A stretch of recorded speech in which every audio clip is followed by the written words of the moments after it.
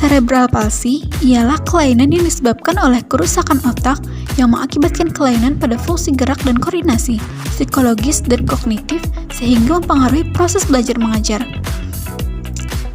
Ini sesuai dengan teori yang disampaikan dalam The American Academy of Cerebral Palsy yang berbunyi, cerebral palsy adalah berbagai perubahan gerakan atau fungsi motor tidak normal dan timbul sebagai akibat kecelakaan, luka, atau penyakit susunan syaraf yang terdapat pada rongga tengkorak. Dari pengertian tersebut, cerebral palsy dapat diartikan gangguan fungsi gerak yang diakibatkan oleh kecelakaan, luka, atau penyakit susunan syaraf yang terdapat pada rongga tengkorak.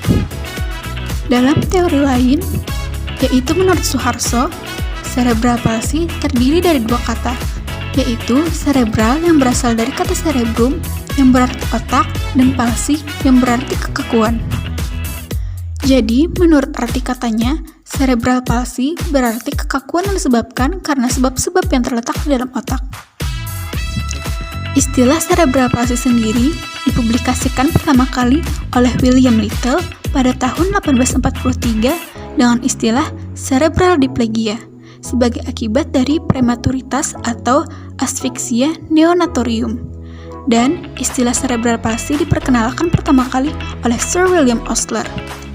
Istilah cerebral palsy dimaksudkan untuk menerangkan adanya kelainan gerak, sikap, ataupun bentuk tubuh, gangguan koordinasi yang disertai dengan gangguan psikologis dan sensoris yang disebabkan oleh adanya kerusakan atau kecacatan pada masa perkembangan otak. Materi selanjutnya ialah mengenai karakteristik cerebral palsy. Karakteristik anak yang mengalami cerebral palsy dapat dilihat dari ciri-ciri yang tampak pada anak-anak pengidap cerebral palsy. Penyebab utamanya adalah adanya kerusakan, gangguan, atau adanya kelainan yang terjadi pada otak.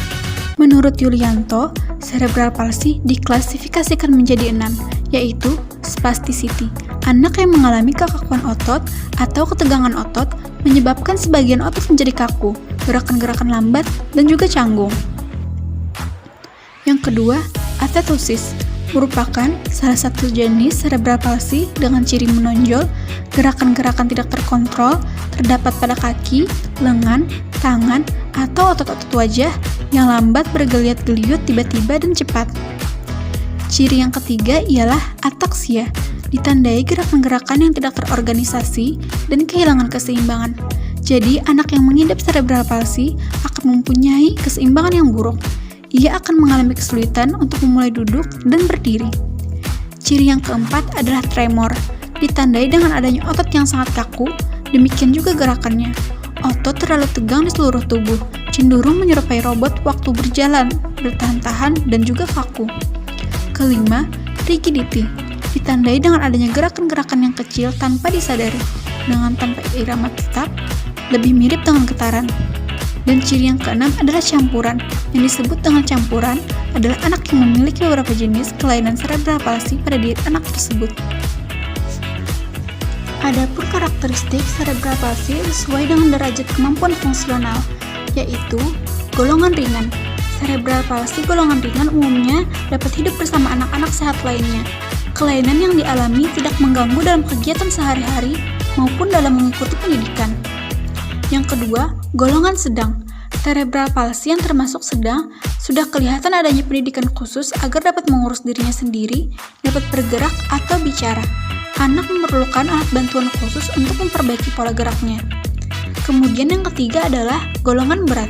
Cerebral palsy yang termasuk berat sudah menunjukkan kelainan yang sedemikian rupa, sama sekali sulit untuk melakukan kegiatan dan tidak dapat mungkin hidup tanpa bantuan orang lain.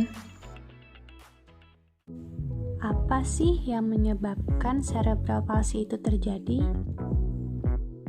Lebih dari 50% penyebab cerebral palsy tidak dapat diketahui. Namun, etiologinya dapat diklasifikasikan berdasarkan waktu dari gangguan selama masa prenatal, perinatal, dan postnatal. Cerebral palsy dapat disebabkan oleh cedera otak yang terjadi selama masa-masa tersebut.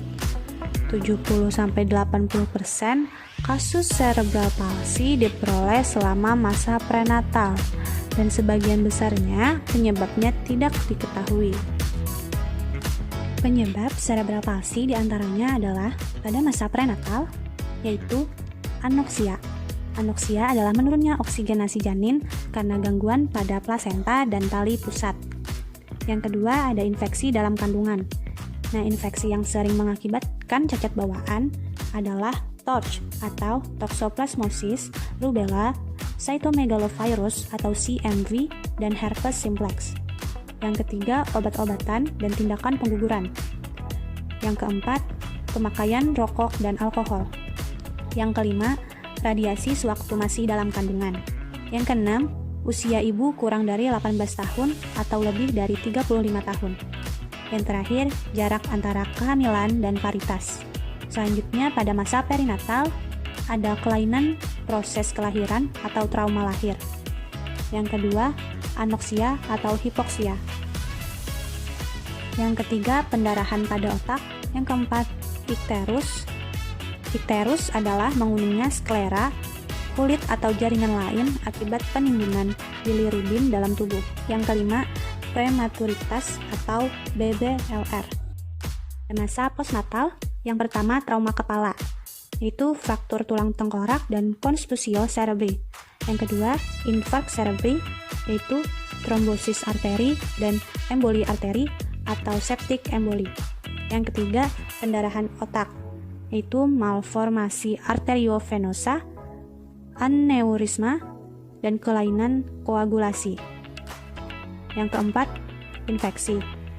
Infeksi yang menyebabkan cerebral palsy adalah meningitis atau encephalitis yang terjadi pada 6 bulan kehidupan.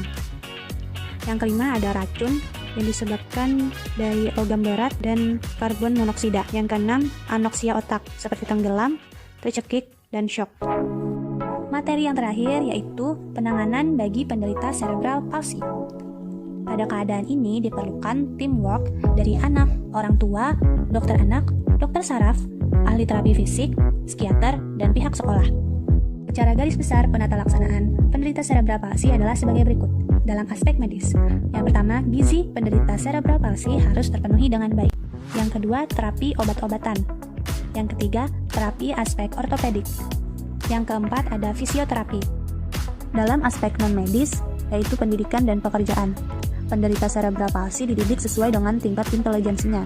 Disekolahkan di sekolah luar biasa, dan bila mungkin di sekolah biasa bersama-sama dengan anak yang normal. Mereka sebaiknya diperlakukan sama seperti anak yang normal, sehingga mereka merasa tidak diasingkan, hidup dalam suasana yang normal. Orang tua janganlah melindungi anak secara berlebihan. Prospek untuk pekerjaan saat anak sudah